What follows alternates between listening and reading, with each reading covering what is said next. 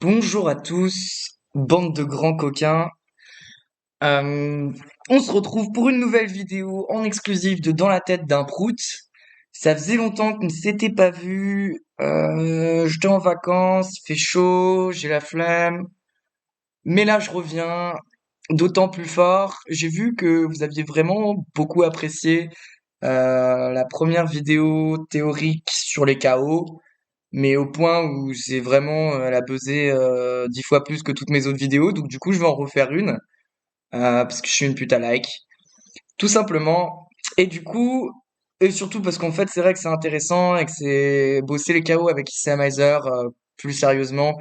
C'est un concept qui est exclusif, donc c'est cool aussi de faire de l'exclusif et pas une review de tournoi qui est de plus en plus pratiquée par de plus en plus de gens sur Internet. Donc on voit pas ma petite bouille trop mignonne parce que j'ai pas... c'est la Bérésina là. Mon micro s'est cassé, ma webcam s'est cassée, ma meuf s'est cassée. Il y a plus rien qui marche. Mais bon, bref, on va commencer sans transition avec avec des spots de KO, hein, les enfants. Du coup, je le rentre et on se retrouve. Donc, recoucou, là on a rentré le spot, on voit qu'il a à peu près 22 000 jetons, donc un tapis moyen pour un stack de départ. Euh, bref, on s'en fout des réglages, vous allez devoir me faire confiance. Euh, du coup, on peut se demander qu'est-ce qu'il chope. En vrai, son KO a pas non plus une valeur extraordinaire dans la mesure où on voit que le KO moyen normalement est une fois et demie supérieur au sien. Mais un stack de départ pour un tapis de départ, en général, ça vaut à peu près 5% d'équité pure. Donc retenez ça, on va aller vérifier. BB, VS, UTG, et on a besoin de 45%. Donc pour l'instant, je raconte pas trop de conneries. Maintenant, je suis assez étonné. En fait, on a besoin de 45% contre sa range. On peut essayer de regarder qu'est-ce qui jam. Et déjà, ça me paraît compliqué, hein. As-10, peut-être As-9, peut-être 3 valets. Ça, franchement, 19 valet 9, je pense pas qu'il les jam, hein. Même Roi 9, on va le mettre que 50% du temps. Et en vrai, on va lui mettre cette range-là, et on va voir comment ça change. Mais je pense de pas grand-chose. Donc on a besoin de 45% d'équité contre sa range, avec la cote au pot. Bah, en fait, c'est simple, on a 12,7 à mettre dans un pot qui va faire 29, donc on va calculer ça. Donc on a besoin de 44% d'équité, parce que la cote au pot est pas non plus énorme. Et du coup, la question c'est avec quoi on a 44% d'équité contre sa range. Et on voit, si je l'ai capturé, c'est que j'ai hésité, mais on voit que c'est pas non plus, c'est pas la panacée, hein, avec Dame 10. On était quand même bien loin du compte. Attendez, on va modifier ça. ICM dollars plutôt, pour que ce soit plus confortable pour vous. Ça change pas grand chose, mais c'est juste, ça va être plus, pour voir combien d'euros vous perdez. Vous perdez quand même 2 euros sur un 2 euros, sur un 10 balles, non, c'est un 20 balles, mais c'est pas incroyable. On, du coup, on voit qu'on peut call. En fait, lui, sa range de jam, vous n'avez pas besoin d'être devant sa range, mais là, pour 44%, vous pouvez être à peu près équivalent à sa range, et on voit, que sa range de jam est quand même assez strong et que comme d'hab, les PP ça fait le taf. Même si de 2 c'est pas génial, mais les PP dans la mesure où vous avez tout le temps entre 50 et enfin contre une range globale, vous avez tout le temps au moins 50%. Bah quand vous avez besoin de 44, c'est bien.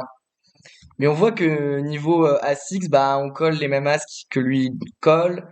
Roi Dame, Valet X huge. Je pense que Valet 10 huge, j'aurais call, hein. Je pense que j'aurais call trop loose, mais on peut retenir que quand il a un stack de départ pour un bounty de départ et qu'on n'a pas de full d'équité, faut quand même, pour 44% d'équité, faut quand même call assez tight. Donc intéressant ce premier spot. On va regarder un deuxième, bien sûr. Hmm, ok. Je, je pense que c'est un go. Peut-être que j'ai voulu me dire avec quoi c'est le plus bas on go. Ok, on va le run quand même. Ouais, j'ai pas préparé les spots à l'avance, hein, c'est juste les spots que je me garde, que je capture quand je joue. Ouais. En fait, à première vue, j'ai dit que c'était un go évident, mais j'avais pas vu qu'on était niveau 15, que du coup son KO il vaut plus grand chose. Mais on voit que c'est pas un go. J'ai pas mal perdu en niveau pendant les vacances en KO, c'est aussi pour ça que je fais cette vidéo. Ça part super vite ces conneries. Donc faut s'entraîner souvent. Maintenant, j'ai modifié la range du TG par rapport à ce qu'il voulait qu'on open parce que c'est des zinzins. Je lui ai mis une range un poil trop loose à mon goût avec des open dame valet en 8 max, paire de 3, paire de 4, 8 7. Mais j'ai l'impression que c'est un peu comme ça que joue le field en général, surtout que là il couvre pratiquement tout le monde sauf une personne. Il est UTG -1 en plus, ce qui on peut lui rajouter en fait deux trois jeux comme il est UTG -1. Euh, la question c'est qu'est-ce que Cutoff il rejam? Hmm, je pense qu'il va rejam un peu plus que 7% quand même. Je pense que ils vont rejam un chouï plus quand même. Vu ce que je vois, ils comprennent pas trop les positions, notamment sur le TNT, hein. Ils comprennent pas trop qui vont être call 100% aussi. Parfois, ils en ont un peu marre, ils sont en mode j'ai 9 blindes, Nick. Du coup, je pense que c'est pas abusé de lui donner cette range-là de rejam, franchement. Et du coup, nous, avec quoi on peut go contre une range qui est tight et, euh, et qu'est-ce qu'il overcall? En plus, je pense que en vrai, sa range d'overcall, c'est vraiment intéressant. Mais quand moi je re-rejam sur lui, même s'il a une bonne cote, en vrai, mon KO vaut rien. Je vais avoir quand même mon pire jeu, c'est censé être As-Valet, donc il overcall. Il est censé full l'As-Dame, hein.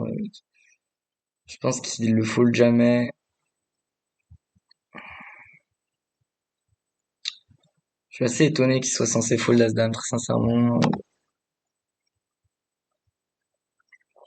Je vais la rerun quand même, parce que parfois je fais des petites modifications et ça change pas mal de trucs. Ouais, maintenant il fold de même, As-Dame suité, ok. Mais ouais, en vrai, comme mes pires jeux c'est As-Valet, beaucoup de PP où il est dominé, les KO lui offrent pas non plus une bonne cote, faut aussi qu'il batte lui. Du coup, il call 9-9 As-Roi+, on va modifier ça parce que ça, c'est sûr que ça n'arrive jamais. Et même As-Valet, je pense qu'il va le call une partie du temps, franchement. Les mecs savent pas fold, surtout en ce moment pendant les vacances. Et du coup, As-Valet off, c'est un fold, hein. On a une range tight qui open, on a une range de rejam qui est tight pour un petit KO. Donc, faut savoir fold ces spots-là. Très intéressant en fait. Ok, oh, celui-là je l'aime bien. Celui-là il va être cool à run. On peut se demander un 8 de suit, je pense pas que ce soit un go. En vrai en plus il a un KO de départ donc ça vaut à peu près 3 blindes donc c'est pas non plus énorme. La range de lim de Shelby Caps là elle est vraiment super capée. Donc on va lui mettre ça tout simplement parce qu'en fait il a pas envie que je call et que ça call avec paire d'as quoi. Donc je pense qu'il a pas trop de trap. Maintenant il peut avoir des jeux un peu middle. La question c'est est-ce qu'on peut raise pour fold? Bah contre Shelby Cop ça a vraiment aucun sens vu ce qu'on voit de sa range. Je peux pas me permettre de raise des jeux et fold contre une range qu'on a définie comme éclatée, même si parfois bah il a pas une range éclatée, c'est la vie, hein. Mais du coup même si le KO il vaut pas grand-chose, c'est intéressant de savoir ce qu'on fait et ensuite on va faire augmenter artificiellement la valeur de ce KO à 0,4 blind parce que c'est intéressant aussi. Donc, on a tout rentré. Bon, c'est une situation qui est quand même assez complexe, hein, parce que l'IMP, là, dans cette situation, ça existe pas trop. Il nous dit vraiment qu'il a un jeu pourri. Ensuite, une fois, de temps en temps, t'as un mec qui comprend pas trop, qui fait ça avec deux as, en mode haha, je vais trap. Mais, ouais. Bref, bah, en vrai, moi, je prends pas en compte qu'il est deux as. Je vais pas non plus run des spots contre des mecs qui jouent mal. Même si sur ses limites ça joue mal, on a quand même envie de faire un travail qui est propre. Donc je lui ai mis as as roi roi as roi as roi suité parce que de temps en temps on est contre un génie de la lampe qui a envie de trap, même si bon, j'y crois pas. Et ensuite c'est compliqué de savoir ce qu'il limp, mais je lui ai vraiment mis une range très très wide. Euh, Ça, c'est ce que nous on est censé jam. Donc on peut jam vraiment loose, vraiment vraiment loose. Bah toutes nos PP, tous nos A6.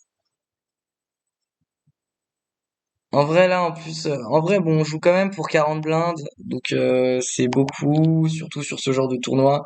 Donc j'ai envie de me mettre plus que 20% de lever des as, plus que 15, enfin j'ai envie de me mettre 15% de lever des as. Donc on voit tous les rois suités, tous les as suités, on est good. Tous les as, toutes les PP, ça c'était sûr. Toute la partie Broadway ici, et je pense que ces petits rois, on peut quand même les give up, même s'ils valent beaucoup d'argent en vrai. En fait, à partir de roi 6, ça devient très très EV+. Et on a mis bébé cool. Ça va être the fuck. Je comprends pas là. Pardon, hein, faut que je le re-rentre. Euh,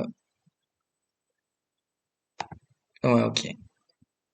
Donc, nous, on est censé jam encore plus que ce que j'ai dit. On est censé jam. Si lui, il a cette range de limp un peu claqué du cul, bah, on est censé jam une tonne. Maintenant, encore une fois, là, 20% de lever des as, c'est pas dérangeant. Vous jouez quand même pour 40 blindes contre des mecs qui sont, on va pas se le cacher sur le tornado. Il y a des fois où je tourne en bluff des jeux. Enfin, je tourne en bluff mon bottom range river et je me fais call par moins bien. Donc voilà, 20% je pense pour 40 blindes. Quand le KO il vaut pas grand chose, c'est pas mal.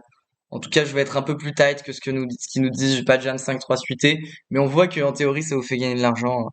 Si la range de limper elle est comme je l'ai défini, mais ça va être souvent le cas. En plus, bébé il est censé overcall ça, mais sincèrement, je pense pas qu'il va nous overcall ça. Je pense qu'il va être un petit peu plus précautionneux avec ses 40 blindes. On va la faire à la va-vite, hein. Mais ce qui augmente encore plus notre pourcentage de jam, je pense. Bon, ça change pas grand-chose. Ok. Et j'ai dit que Cutoff, il allait overcall. Mais là, pour le coup, je pense que c'est pas bon. Je pense que quand il se retrouve à limper ces jeux un petit peu, il sait pas pourquoi, genre à 5. Je pense qu'il y a des fois où, enfin, c'est des trucs que je vois souvent. We call, souvent il nous la met, on crie, on spew toute notre session. Mais je pense que c'est pas déconnant de lui mettre des calls un peu comme ça, what the fuck. Euh, et du coup on va se le re-CMIs. Et bon bah voilà, si... Ah oui ok, on se remet les 28. Et ouais, même s'il call ses gaze, nous comme on est devant sa range, ça nous dérange pas. Donc voilà, on va, on va prendre à peu près 33%. Donc 8-2, ça y est pas, mais demandez-vous si vous read jamais As de off là. Je pense pas. Et pourtant, ça gagne un 33% de lever des As, donc c'est important de comprendre que oui, son KO il vaut 4 blindes, même si en plus là on est un peu plus loin dans le tournoi, donc je pense qu'il vaut 5 blindes au moins. Peut-être un chouille moins. Entre 4 et 5 quoi, mais vous avez une trop bonne cote au pot en fait. C'est comme s'il y avait du coup 8 dans le pot. Entre 8 et 9 dans le pot, donc c'est contre une range qui est éclatée et une range de 100%. Donc c'est cool de jam loose. Quand on y réfléchit, 9 dans le pot, une range qui vous êtes toujours devant avec votre top 30% et une range de 100%, donc vous êtes devant avec votre top 30%, donc faut y aller. Si lui il jam tout, parfois c'est pas le cas. En vrai on peut s'amuser à voir parce que parfois il jam pas tout. Ouais, je pense que c'est quand même abusé. Mais c'est vrai qu'ils sont tight quand même. C'est vrai que même avec 0,4 blindes, ils sont tight. Alors qu'en vrai, bah là, les antés, ouais, ça nous fait pas mal baisser en fait quand on baisse, parce qu'en fait, les antés et B. Ah ok, oui, c'est moi. Ah oui, non, non, c'est son tapis qui baisse, mais nous, on reste pareil. Autant pour moi. Ouais, ça nous fait un petit peu baisser. On n'a plus roi 6, on n'a plus roi 3, roi 2, mais vous avez capté le principe. En vrai, si vous vous trompez d'un combo, de toute façon, comme c'est EV+, on s'en branle. L'important, c'est de comprendre, d'avoir des en gros, quoi. Enfin, le but, c'est pas d'être parfait. Vous voyez, je sais pas de retenir parfaitement 19, c'est pas un shove et tout, je m'en fous. Le but, c'est juste de faire moins d'erreurs que les gens dans ces spots et c'est assez intéressant. Maintenant, on va modifier un petit peu. On, on va changer le niveau de blinde et c'est compliqué à faire. On va dire qu'on est à 3, à 500. Ouais, ça c'est bien. Moi, je reviens, hein. Et du coup, là, qu'est-ce qu'on a changé? En fait, on s'est mis au blind 250-500. Donc 40 blindes, c'est à peu près un tapis de départ, ce qui fait que son KO, il vaut 5% d'équité. Mais là, il y a 5000 jetons au milieu, quand lui, il en a 20 000. Je sais pas si c'est clair. En gros, si vous comprenez pas, regardez les jetons ici. Mais lui, il en a 20 000, lui, il en a 20 000, et lui, son KO, il vaut 5000 jetons. Donc, il nous offre pour un pot de 1800. Donc, il nous offre vraiment une cote au pot, qui est monstrueuse. Une blinde, c'est 500. Donc, il nous offre 10 blindes de plus dans le pot. C'est bien plus que les 3 blindes d'avant. Donc, c'est vraiment, vraiment une cote au pot monstrueuse. Donc, on a vraiment envie de gamble. Qu'est-ce que j'ai changé du coup dans cette simu à part la cote au pot? En gros, c'est juste là, vous êtes en début de tournoi, quoi. Vous êtes au blind 500, 250-500 et il y a ça. Donc, qu'est-ce que vous devez faire? Ici, j'ai mis la range du limper un chouïa plus trapiche. Allez, on va même lui mettre encore plus de trap, tout simplement parce que lui, son KO, il vaut tellement que ce serait quand même pas bien joué, je trouve, de trap dans la mesure où s'il raise. Bien sûr, je pense qu'il doit raise en fait. Mais s'il raise, bien sûr, je vais call, mais au moins il pourra bluff après parce qu'il va créer un pot avec ses bons jeux. Parce que là, si ça call, le pot de size bet, le pot qui est réservé, enfin qu'on joue entre nous sans le mec qui est à tapis, il est faible, donc ça n'a pas grand intérêt de bluffer parce qu'en gros, si lui il bluffe post flop, il va devoir bah, battre lui aussi, donc il peut pas bluff hauteur 5 quoi. Ça va pas rapporter assez d'argent. Euh, Et il a envie d'avoir des bluffs quand il a des jeux genre deux as, pour que nous on le colle plus en pensant qu'il puisse avoir des bluffs. Bref, je sais pas si c'est clair, mais c'est assez essentiel de comprendre qu'il faut quand même faire grossir les pots dans ce genre de spot. Surtout que lui il va coller Nitou, moi je vais coller Nitou, donc quand vous avez un jeu, vous avez envie de raise en fait tout simplement. Lui il va rejam une tonne, lui aussi, vous avez vraiment envie de mettre beaucoup de jetons au milieu, mais on va quand même lui mettre plus de trappes parce que ça se voit un peu plus dans ces situations de mon point de vue. Maintenant, je peux me tromper. La range d'overcall de bébé et la range d'overcall. Bon, en fait, on va le relancer, mais on va le remettre à l'équilibre. Ça prend 2 petites secondes. Mais du coup, on a dit que bon, lui, avec sa demi-blinde aussi, normalement, il est censé jam Anytoo. Quand vous avez 0,4 jamais Anytoo, ça rapporte vraiment une tonne de thunes. Vous pouvez pas vous permettre d'attendre un spot avec 0,4 blindes. Et vous perdez beaucoup d'argent, en fait, en le faisant. Et nous, qu'est-ce qu'on est censé faire? On est censé, bah, jam 82%. Ici, je pense que je vais reprendre 10% de levée des as. Pourquoi? Tout simplement parce que encore une fois, on joue 40 blindes, mais maintenant on joue 40 blindes pour un KO qui en vaut pratiquement 10. Donc c'est pas du tout le même ratio. En plus c'est le début de tournoi, donc il y a moins d'ICM, parce qu'on n'est pas au même niveau. Et on a vu qu'il y avait le lycéum post-flop, ça je le dis dans toutes mes vidéos, mais voilà, là on peut regarder sur ICMizer, il y a un risque premium, Cutoff a besoin de 55% d'équité pour partir à tapis contre moi. Donc l'ICM post-flop en tournoi, ça existe. Oui, je me suis dit que c'était un peu beaucoup, mais c'est parce que j'ai oublié de modifier le nombre de joueurs restants, mais du coup en fait, c'est vrai que à ce stade-là, il n'y a pas d'ICM post-flop, ça va être l'enfer, je vais devoir tout rentrer les amis. Quel enfer. Bon, on se retrouve dans 2 minutes. Bon, désolé, en fait, le nombre de joueurs restants, il était modifié, c'est augmenté virtuellement la valeur du chaos. Bref, c'est pas très intéressant, mais maintenant le calcul est plus juste. Donc du coup, on a mis sa range de bébé, donc une range qui veut rien dire, mais comme dit, et c'est que cette merde. Ah oui, non. On a mis la range de limper, pardon, de cutoff. Donc une range qui veut rien dire, mais avec plus de traps. Qu'est-ce qui va call quand moi je fais tapis? Bah comme c'est un tronc goal, il va call quand même pas mal de ses poubelles parce que bon, faut peut-être pas abuser. Parce que c'est des trucs que je vois en vrai. Franchement, c'est vraiment des trucs qui arrivent et encore une fois souvent ils nous le mettent. Euh, et du coup on peut se demander qu'est-ce que bébé il est censé. Bah, d'abord on peut regarder ce que nous on est censé faire. On voit qu'on est censé jam Inito, tout simplement. On a dit 10% dans cette situation, mais on voit qu'on est censé jam à 74% pour 10% de lever des as, donc 5-4, 4-3, 7-4 suité.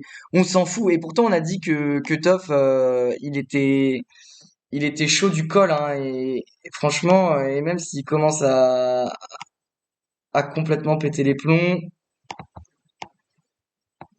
et à call pratiquement au moins 50% de sa range de limp, est-ce que ça change vraiment quelque chose? Nous, dans notre range de call, je pense pas. Mais on voit, à partir du moment où on a des vallées suitées, les petits suités de connecteurs. Ensuite, comme on va souvent être à tapis 3-way, on n'a plus trop envie d'avoir des suités de connecteurs. On veut avoir au moins une haute carte, des suités. Surtout que lui aussi, son KO, il vaut beaucoup. Parce qu'il a un stack de départ pour un KO de départ. Et la question, quand nous on jam 60%, qu'est-ce que bébé est censé overcall? Et voilà. Et ça n'arrivera absolument jamais. Euh, Vraiment. En fait, ça dépend. Moi, je vous dis pas à la place de bébé qu'il faut call cette range parce que est-ce que à la place de Team Prout, les gens vont jam 60%, je pense pas, mais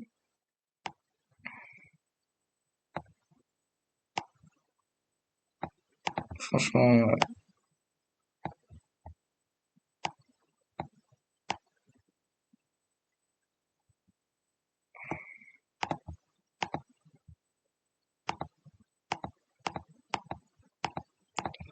Et ensuite, de temps en temps, il y a des facéties qui se passent. Donc, on va mettre deux ou trois facéties, mais et du coup, je pense que ça augmente encore notre ratio. On était à 60, maintenant on passe à 87. Ah non, mais ça veut pas garder le 10%. Bon, on reste à 60, donc ça change pas grand-chose en fait. En général, quand les gens ils overcall. Mais du coup, on peut vraiment jam une tonne si on a un gros ratio. Enfin, quand on augmente virtuellement la valeur de ce KO. Bref, j'espère que vous avez compris. Si vous voulez repasser, regardez les valeurs qu'il y a marquées sur ICMizer. Genre, lui, il a 0,5 BB et lui, il en a 40. Mais pour un tapis de départ de 20 000, en fait, c'est juste ça qu'il faut regarder. C'est juste ça que j'ai changé dans le deuxième exemple. Pour finir, on peut juste regarder à la place de cutoff combien on peut raise. Mais, euh, mais je pense qu'on peut raise une tonne en fait. On peut raise 54%, donc pour le KO, faut pas hésiter à vraiment augmenter, élargir nos ranges de raise. Bref, j'espère que c'était pas trop compliqué ce spot. Ah, bon là je l'ai pris en photo parce que bah, j'ai pas voulu. J'ai eu peur, j'ai pas voulu. Peut se demander est-ce que c'est bon ou pas. 6 fois 4, 24, il a 44 blindes.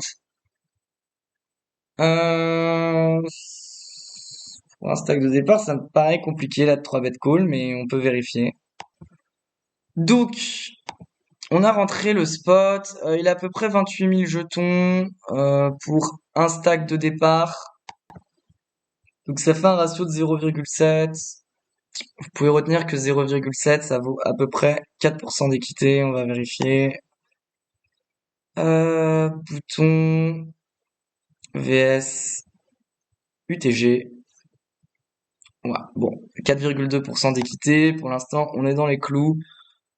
Euh, je sais pas si vous comprenez quand je dis ça vaut 4% d'équité, mais c'est en gros, son KO, il nous permet de call avec 4% en moins d'équité. En général, on a besoin de 50% au poker. Quand vous rajoutez un edge 51, 52, ça dépend de la situation, parfois 58. Bref, vous avez capté. Et là, on a besoin juste de 4% d'équité en moins parce que le KO les rajoute dans la cote au pot. Donc, on va modifier sa range de raise si Samizer me laisse faire parce que lui raconte absolument n'importe quoi, comme à chaque fois.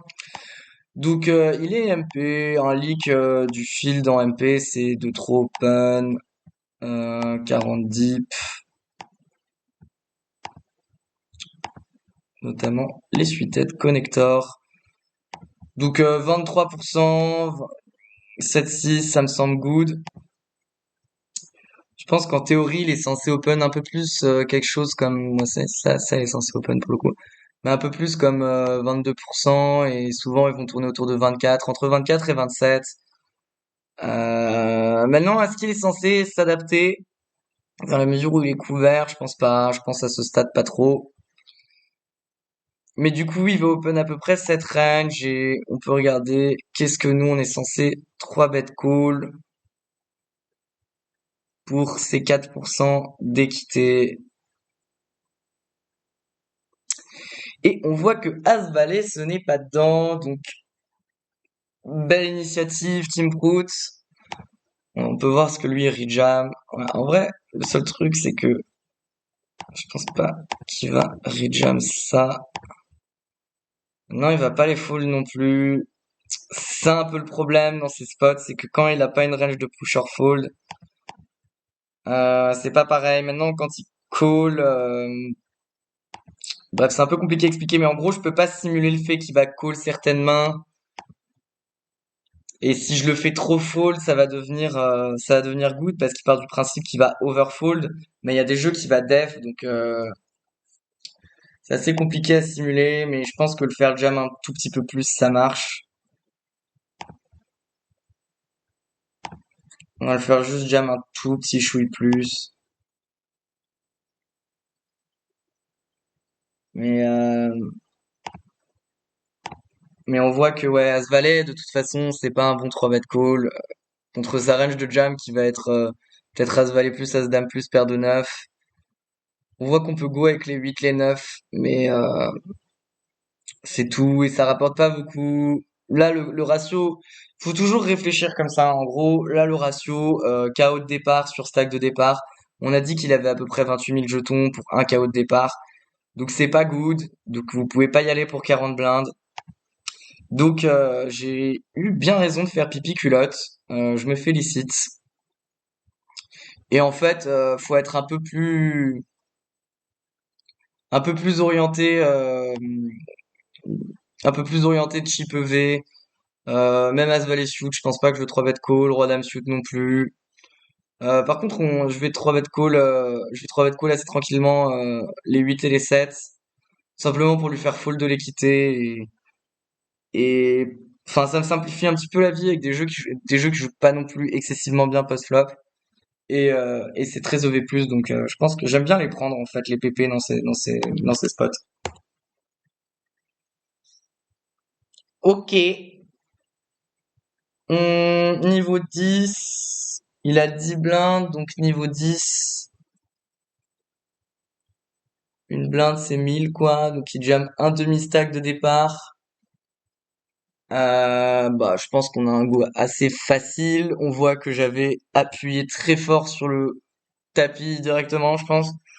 Tout simplement parce que là, il jam un stack de départ pour un KO de départ, enfin, un demi-stack de départ pour un KO de départ, donc il a un ratio de 2. Un ratio de 2, ça fait à peu près entre 7 et 8%. Ici, comme il a un peu plus, je dirais qu'il doit avoir, son KO doit valoir 7,5% d'équité. On va vérifier ça. Donc, on a rentré le spot et on va regarder de combien de pourcents d'équité on a besoin. Contre cutoff, on a besoin de 7, non, c'est contre lui. On a besoin de 7,2% d'équité. Donc, entre 7 et 8, on est dans les clous. Vous voyez, le ratio, c'est toujours le même. Et en vrai, c'est facile d'extrapoler si vous vous rappelez que un KO de départ pour un stack de départ, c'est 5%. Euh, un KO de départ pour un demi-stack de départ, c'est 8%. Et ensuite, vous divisez, c'est des maths de CE1. Donc, voilà, il y a deux, trois trucs à apprendre par cœur, mais donc son KO vaut à peu près 8% d'équité, ce qui veut dire que vous avez besoin de 42%. Là, je commence à beaucoup me répéter. Ce qui est vraiment pas beaucoup avec la cote qui vous est offerte par le pot. Maintenant, vous êtes couvert contre bébé, donc il peut overcall pas mal, mais le feed le fait pas assez. On va voir à peu près quel range ICMizer lui dit jam, donc on voit qu'il doit être assez tight. Tout simplement parce qu'il sait qu'il va être collé assez souvent, donc c'est un peu chiant de jam Nash. On va regarder un peu combien c'est Nash, mais ça va être beaucoup plus que ça, je pense. Donc il est censé jam 27% selon Jenny Fears. Je vous invite à aller regarder le tableau. Je sais pas s'il y a des droits d'auteur dessus et j'ai la flemme de me faire sucrer une vidéo par YouTube. Donc du coup, je vous le montre pas, mais si vous connaissez pas les tableaux de push or fold, freeze out, allez voir Jenny Fears push or fold. Donc on voit que sa range est quand même plus tight. Maintenant la question c'est est-ce que le field jam comme ça? C'est le dernier niveau, les mecs ils aiment bien réentrer au dernier niveau, même si vraiment KO c'est une super mauvaise idée. Parce qu'il y a au moins mais en fait on peut le voir sur Isamizer. Bon on voit que le bounty moyen il a doublé, ça veut dire il y a au moins 75.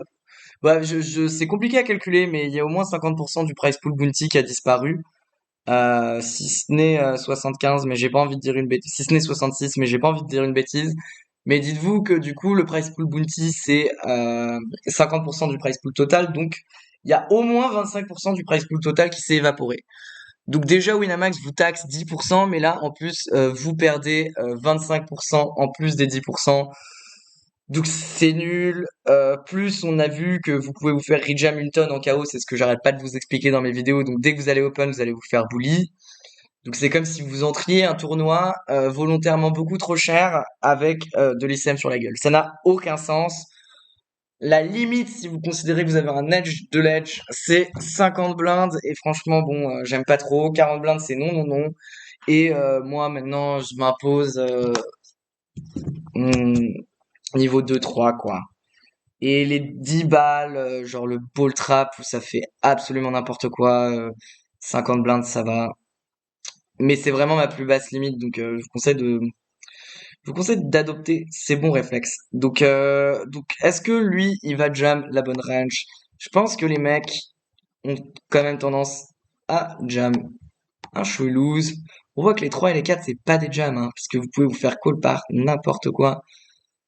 Mais euh, je pense qu'il s'en branle. Je pense qu'il s'en branle. Et du coup, je suis très étonné par la range qu'il m'avait mis de 13%. Ok, roi 8, c'est pas dedans.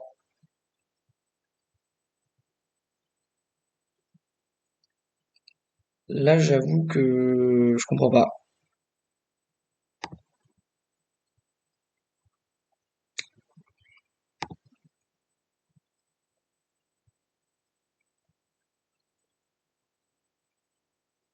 Ok. Donc, vous voyez, j'ai un peu perdu en niveau. Bah, roi 8, c'est pas dedans. Pour moi, c'était un snap jam. Mais c'est vrai qu'il nous faut 42% d'équité contre sa range. Même s'il a DSI, il a quelques PP. S'il commence à vraiment abuser, en fait, s'il commence à jam Nash, qui doit ressembler à peu près à ça, en gros. Euh, S'il commence à jam Nash, je pense que ça va être bon, mais pas de beaucoup. C'est même pas bon. Du coup, en fait, bah, il nous faut 42% contre sa range, qui beaucoup de rois nous domine, beaucoup d'as nous domine, quelques PP où on flip. Donc c'est pas un go, les amis. Vraiment, mais en fait, je le sentais en jouant. C'est aussi quand vous sentez en jouant que bah, vous avez perdu. En capacité, faut réviser, les amis. On vérifie que ça n'a pas changé. Hijack. On va savoir pourquoi on a besoin d'encore moins maintenant. Euh, Bref, ok au départ. Ouais. Et, euh, et la range d'overcall de bébé. Je pense que bébé va quand même overcall un chouï moins. Ce qui peut peut-être changer deux, trois trucs, mais je pense que ça va pas changer grand chose. Ouais. On arrive à être break-even, mais c'est quand même, enfin, faut pousser mémé dans les orties, quoi. Par contre, bébé, lui, il a vraiment une bonne cote, donc il peut se faire plaisir. En fait, pour bébé, il a aussi la cote au pot qui se rajoute, donc donc c'est vraiment pas mal. En gros, bébé, il doit mettre 10,3 dans un pot qui fait 13,8. Donc 10,3 divisé par 13,8. Pourquoi? 26, 26, 20, 23,8, pardon. Je commence à fatiguer, donc je vais arrêter après ce spot. Donc bébé, il doit mettre 10,3 dans un pot qui va faire 23,8. Donc il faut 43% d'équité, moins les 7% d'équité dont on avait parlé avant. Donc il lui faut 36% d'équité contre la range. Et donc quand on est à 38 ou 36, qu'on est le dernier à parler, bah on se met un peu bien quand même. On peut commencer à call pour 36%. On peut call des suited connectors, même si bon, c'est pas incroyable. On va mettre 0,5. On va mettre à peu près 5% de levée des as. C'est quand même, on va mettre un peu plus même. On va mettre à peu près 7. C'est quand même une partie substantielle de son stack, dans la mesure où ensuite il tombe à 20 blindes. C'est chiant d'avoir 20 blindes en KO. Donc je pense qu'il peut se permettre de fold ça et commencer à call tous ses rois suités, tous ses as suités, tous ses as off. C'est bon Broadway, absolument toutes ces PP, mais ça, j'arrête pas de vous les répéter. Vous vous en doutiez, les PP c'est le feu en KO. PP c'est la nuts quand vous couvrez l'adversaire. Euh, et héros et nous ouais, bah on peut call ça, ce qui est quand même beaucoup hein, mais on peut pas non plus on peut pas non plus jouer avec le hasard hein, autant que ce que je pensais. Je commence à fatiguer, je vais regarder est-ce que le spot d'après est intéressant, il me plaît pas. En fait, j'ai envie d'avoir un spot de 3 bet call. Bon, il y en a pas les amis, en vrai, là j'ai mal à la tête, j'ai beaucoup joué aussi aujourd'hui. On va s'arrêter là. En plus, on avait fait beaucoup de 3 bet call dans l'autre partie, même si souvent c'est ce qui est le plus intéressant de voir qu'on peut 3 bet call 9 8 suité, c'est le plus impressionnant. Euh, mais moi, je trouve ça cool aussi de voir à quel point on peut go dans les situations que j'ai montrées sont un peu différentes de la première vidéo. Bref, j'espère que ça vous aura plu. Mettez un petit like, un petit commentaire, continuez à visionner, parlez-en à vos potos, à votre groupe de travail. Franchement, la dernière vidéo sur les KO, elle a été vue une tonne, ça m'a fait archi plaisir. Donc, essayez de faire pareil. Et on se retrouve pour un prochain épisode de Dans la tête d'un prout.